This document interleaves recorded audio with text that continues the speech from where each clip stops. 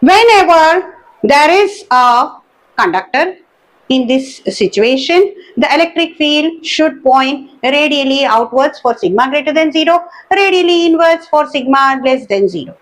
Fine. Okay. If at all, it would not be normal. So now let me consider a point on the surface at which the electric field direction is not perpendicular to it at that point.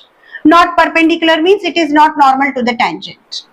Okay, here also when I have drawn normal, first we have to draw the tangent at that point and then perpendicular to it. Here also tangent at that point and then perpendicular to it, and that direction of the normal to the tangent is the direction of the electric field at that point. Fine. So here let me consider one point where the electric field is not normal, not perpendicular to the surface at that point. Okay, if it is not perpendicular, then it is making some angle with the tangent which is not 90 degrees.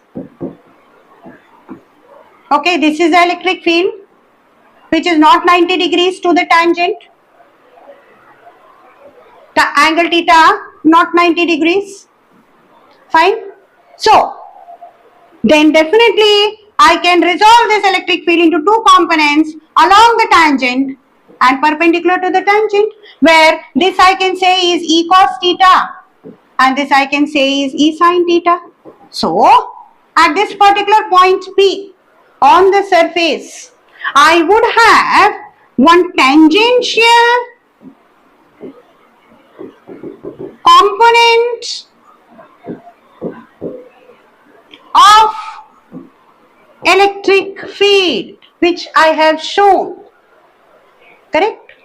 Now, because of this tangential component E cos theta, the free moving charges, the mobile charges would experience a force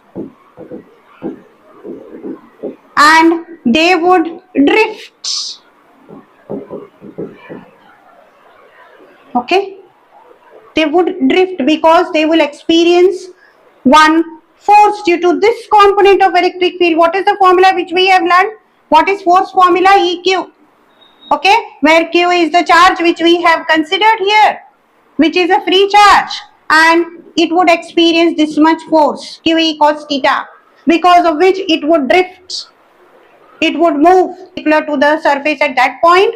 Then I would have moving charges on the surface of the conductor, which is not possible. Then